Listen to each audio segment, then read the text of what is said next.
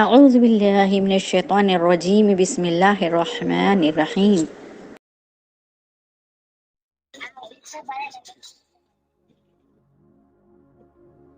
الحمد للہ رب العالمین الحمد للہ وکفا وسلام علی عبادہ الذین اصطفیٰ اما بعد اعوذ باللہ من الشیطان الرجیم بسم اللہ الرحمن الرحیم۔ مسلمانوں کی پوشیدہ باتوں کو تلاش کرنا یعنی مسلمانوں کی چھپی ہوئی باتوں کو یا راز کی باتوں کو جاننے کی ٹو میں لگنا۔ حضرت مسور بن مخرمہ رضی اللہ عنہ فرماتے ہیں، حضرت عبد الرحمن بن عوف رضی اللہ عنہ نے ایک رات حضرت عمر بن خطاب رضی اللہ عنہ کے ساتھ مدینہ منورہ کا پہرا دیا۔ یہ حضرات چلے جا رہے تھے کہ انہیں گھر میں چراغ کی روشنی نظر آئی۔ یہ حضرات اس گھر کی طرف چل پڑے۔ جب اس گھر کے قریب پہنچے تو دیکھا کہ دروازہ بھیڑا ہوا ہے اور اندر کچھ لوگ اونچا اونچا بول رہے ہیں اور شور مچا رہے ہیں۔ حضرت عمر رضی اللہ عنہ نے حضرت عبد الرحمن بن عوف کا ہاتھ پکڑ کر پوچھا، کیا تم جانتے ہو یہ کس کا گھر ہے؟ عبد الرحمن نے کہا نہیں۔ حضرت عمر رضی اللہ عنہ نے فرمایا، یہ حضرت ربیعہ بن امیہ بن خلف رضی اللہ عنہ کا گھر ہے اور یہ سب لوگ اس وقت شراب پیے ہوئے ہیں۔ آپ کا کیا خیال ہے، ہمیں کیا کرنا چاہیے؟ حضرت عبد الرحمن نے کہا کہ میرا خیال یہ ہے، ہم تو وہ کام کر بیٹھے جس سے اللہ نے ہمیں روکا ہے۔ اللہ نے فرمایا وَلَا تَجَسَّسُوا، یعنی تجسس نہ کرو، سراغ مت لگاؤ، اور ہم اس گھر والوں کے سراغ لگانے میں لگ گئے ہیں۔ حضرت عمر رضی اللہ عنہ انہیں اسی حال میں چھوڑ کر واپس چلے گئے۔ حضرت شیبی رحمۃ اللہ علیہ کہتے ہیں کہ حضرت عمر بن خطاب رضی اللہ عنہ نے اپنے ایک ساتھی کو کئی دن تک نہ دیکھا تو حضرت عبد الرحمن بن عوف سے کہا کہ آؤ فلاں کے گھر جا کر دیکھتے ہیں کہ وہ کس کام میں لگا ہوا ہے۔ چنانچہ یہ حضرات اس کے گھر گئے تو دیکھا کہ اس کا دروازہ کھلا، وہ بیٹھا ہے اور اس کی بیوی برتن میں ڈال ڈال کر اسے دے رہی ہے۔ حضرت عمر رضی اللہ عنہ نے حضرت عبد الرحمن سے کہا، اس کام میں لگ کر اس نے ہمارے پاس آنا چھوڑا ہوا ہے؟ حضرت ابن عوف نے حضرت عمر رضی اللہ عنہ سے کہا کہ آپ کو کیسے پتہ چلا کہ اس برتن میں کیا ہے؟ حضرت عمر رضی اللہ عنہ نے کہا، کیا آپ کو یہ خطرہ ہے کہ ہم تجسس کر رہے ہیں جس سے اللہ نے روکا ہے؟ حضرت عبد الرحمن نے کہا، بالکل یہ یقیناً تجسس ہے۔ حضرت عمر نے کہا، اب اس گناہ سے توبہ کا کیا طریقہ ہے؟ حضرت عبد الرحمن رضی اللہ عنہ نے کہا، آپ کو اس کی جو بات معلوم ہوئی ہے وہ اسے نہ بتائیں اور آپ اسے اپنے دل میں بہتر ہی سمجھیں۔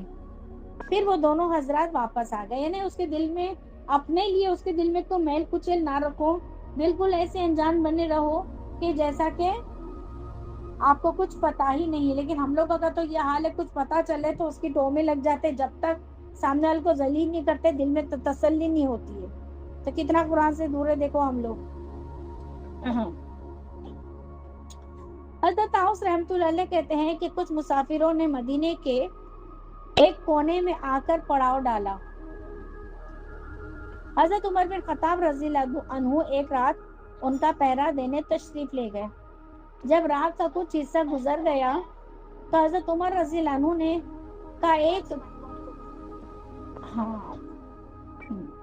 جب رات کا کچھ حصہ گزر گیا تو حضرت عمر رضی اللہ عنہ کا ایک گھر پر گزر ہوا جس میں بیٹھے ہوئے کچھ لوگ پی رہے تھے۔ حضرت عمر نے ان کو پکار کر کہا، کیا اللہ کی نافرمانی ہو رہی ہے؟ کیا اللہ کی نافرمانی ہو رہی ہے؟ ان میں سے ایک آدمی نے کہا، جی ہاں۔ کیا اللہ کی نافرمانی ہو رہی ہے؟ کیا اللہ کی نافرمانی ہو رہی ہے؟ لیکن اللہ تعالیٰ نے آپ کو ایسا کرنے سے، گھروں کے اندرونی حالات معلوم کرنے سے منع کیا ہے۔ یہ اندر سے جواب آتا ہے۔ یہ سن کر حضرت عمر رضی اللہ عنہ کو اسی حال میں چھوڑ کر واپس چلے گئے۔ یعنی دیکھو، اندر والے بھی زبردست اور باہر والے بھی زبردست۔ حضرت سعود قندی رحمۃ اللہ علیہ کہتے ہیں، حضرت عمر بن خطاب رضی اللہ عنہ رات کو مدینے میں پہرے کے لیے گشت کرتے تھے۔ ایک رات انہوں نے ایک آدمی کی آواز سنی جو گھر میں گانا گا رہا تھا۔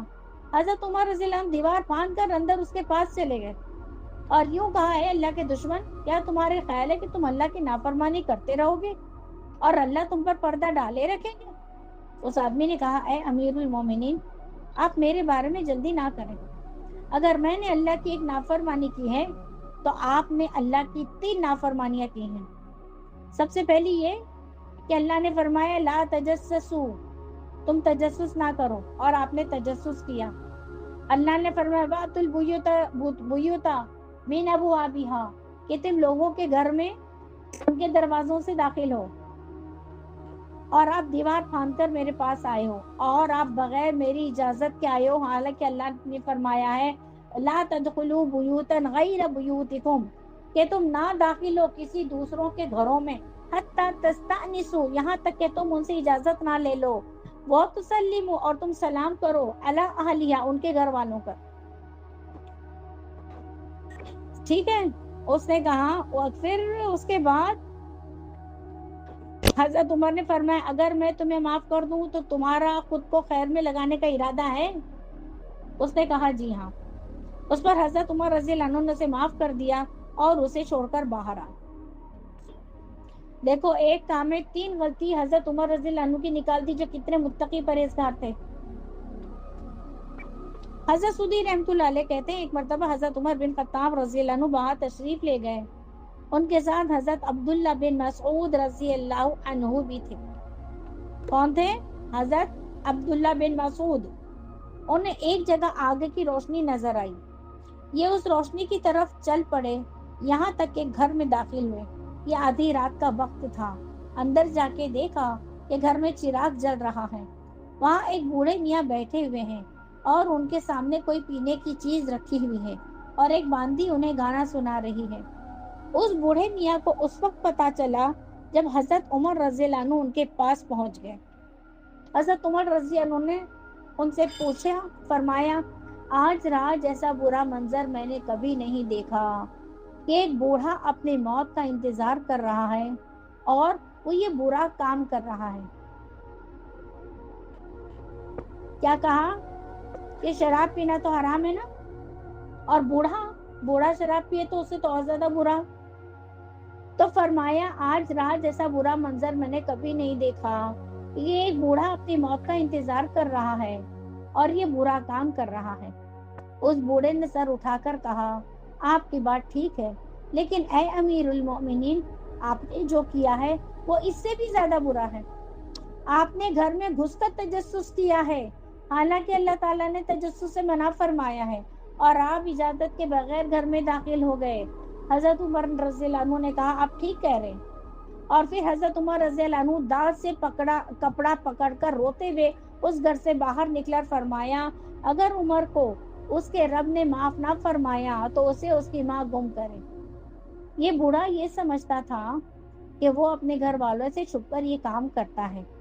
اب تو عمر نے مجھے یہ کام کرتے ہوئے دیکھ لیا ہے، لہٰذا اب وہ بلا جھجک یہ کام کرتا رہے گا۔ جب تک انسان کا گناہ پکڑا نہیں جاتا وہ چھپ چھپ کے گناہ کرتا ہے، لیکن جب ایک مرتبہ اس کا گناہ پکڑ لیا جاتا پھر وہ اس گناہ پر دلیر ہو جاتا ہے۔ کہتے ہیں نا جو شرافت کے جو پردے رہتے ہیں نا، وہ شرافت کے پردے ہٹ جاتے ہیں۔ پھر اب اس کے بعد کیا فرما رہا، وہ لہٰذا اب وہ کام بلا جھجک یہ کام کرتا رہے گا۔ اس بوڑھے نے ایک عرصے تک حضرت عمر رضی اللہ عنہ کی مجلس میں آنا چھوڑ دیا۔ ایک دن حضرت عمر رضی اللہ عنہ بیٹھے ہوئے تھے، وہ بوڑھا ذرا چھپتا ہوا آیا اور لوگوں کے پیٹھ پیچھے بیٹھ گیا۔ حضرت عمر رضی اللہ عنہ سے دیکھ لیا تو فرمایا اس بوڑھے کو میرے پاس لاؤ۔ ایک آدمی نے جا کر اس بوڑھے کو کہا کہ جاؤ، امیر المومنین بلا رہے ہیں۔ وہ بوڑھا کھڑا ہوا، اس کا خیال تھا کہ حضرت عمر نے اس رات جو منظر دیکھا تھا آج اس کی سزا دیں گے۔ حضرت عمر نے فرمایا میرے قریب آ جاؤ۔ حضرت عمر اسے اپنے قریب کرتے رہے، یہاں تک کہ اسے اپنے پہلو میں بٹھا لیا۔ پھر فرمایا ذرا اپنا کان میرے نزدیک کرو۔ حضرت عمر رضی اللہ عنہ نے اس کے کان کے ساتھ اپنا منہ لگا کر کہا غور سے سنو، اس ذات کی قسم جس نے حضرت محمد صلی اللہ علیہ وسلم کو حق دے کر اور رسول بنا کر بھیجا، میں نے اس رات تمہیں جو کچھ کرتے ہوئے دیکھا تھا وہ میں نے کسی کو نہیں بتایا، حتیٰ کہ ابن مسعود رضی اللہ عنہ اس رات میرے ساتھ تھے، لیکن میں نے ان کو بھی نہیں بتایا۔ اس بوڑھے نے کہا اے امیر المؤمنین، ذرا اپنا کان میرے قریب کریں۔ پھر اس بوڑھے نے حضرت عمر رضی اللہ عنہ کے کان کے ساتھ منہ لگا کر کہا اس ذات کی قسم جس نے حضرت محمد صلی اللہ علیہ وسلم کو حق دے کر رسول بنا کر بھیجا، میں نے بھی وہ کام اب تک دوبارہ نہیں کیا۔ یہ سن کر حضرت عمر رضی اللہ عنہ زور زور سے اللہ اکبر کہنے لگے، اور لوگوں کو پتا نہیں تھا کہ حضرت عمر کس وجہ سے اللہ اکبر کہہ رہے ہیں۔ سمجھ میں آئی بات؟ کہ دیکھو پہلے کے لوگ کیسے گناہوں پہ پردہ ڈالنے والے تھے، ماشاءاللہ۔ حضرت ابو قلابہ رضی اللہ عنہ فرماتے ہیں، حضرت عمر رضی اللہ عنہ کو کسی نے بتایا کہ حضرت ابو محجن ثقفی رضی اللہ عنہ اپنے گھر اپنے ساتھیوں کو ساتھ لے کر شراب پیتے ہیں۔ حضرت عمر رضی اللہ عنہ تشریف لے گئے، یہاں تک کہ حضرت ابو محجن رضی اللہ عنہ کے پاس ان کے گھر میں چلے گئے۔ دیکھو یہ صحابیات ہیں، یہ سب صحابی ہیں، لیکن شراب جیسا برا عمل کر رہے ہیں۔ یہ لوگ قرآن بھی جانتے ہیں، قرآن کے حوالے سے بات کرتے ہیں۔ سورہ نور کی آیت تھی پہلی والی، اور فلا تجسسوا، یہ سورہ شر بقرہ کی آیت، سورہ آل عمران کی ہے۔ تو اتنا اور یہ صحابہ کے درجے پہ پہنچنے کے بعد شراب پی رہے ہیں، دیکھو۔ تو یہاں تک کہ حضرت ابو محجن رضی اللہ عنہ کے پاس ان کے گھر میں چلے گئے، تو وہاں ان کے پاس صرف ایک آدمی تھا۔ حضرت ابو محجن رضی اللہ عنہ نے کہا، اے امیر المؤمنین، یہ گھر میں اجازت کے بغیر تجسس کے لیے داخل ہونا آپ کے لیے جائز نہیں۔ اللہ تعالیٰ نے آپ کو تجسس سے منع فرمایا ہے۔ حضرت عمر نے فرمایا، یہ آدمی کیا کہہ رہا ہے؟ حضرت زید بن ثابت اور حضرت عبد الرحمن بن ارقم رضی اللہ عنہ نے کہا، اے امیر المومنین، یہ ٹھیک کہہ رہے ہیں، آپ کا اس طرح اندر جانا واقعی تجسس ہے۔ حضرت عمر نے انہیں چھوڑ کر باہر آ گئے۔ آپ اس کو اپنی زندگی کے ساتھ ملائیں۔ ہم لوگ کتنے دروازے پہ کھڑے رہتے کان لگا کر، اور موبائل میں کیا کر رہا ہے کیسے کنکیوں سے دیکھ لیتے ہیں، ہے نا؟ شوہر کے موبائل میں کیا ہے؟ بیویاں کیوں شوہروں کے موبائل کو لیتی؟ تجسس کے لیے لیتی نا، کہ یہ دیکھتی ہے کہ میرے شوہر کتنے مولانا کے بیان سن رہے ہیں۔ تو تجسس سے اللہ نے منع کیا ہے۔ جو گناہ کر رہا اس کو گناہ کرنے دو، وہ جانے، اس کے اعمال جانے۔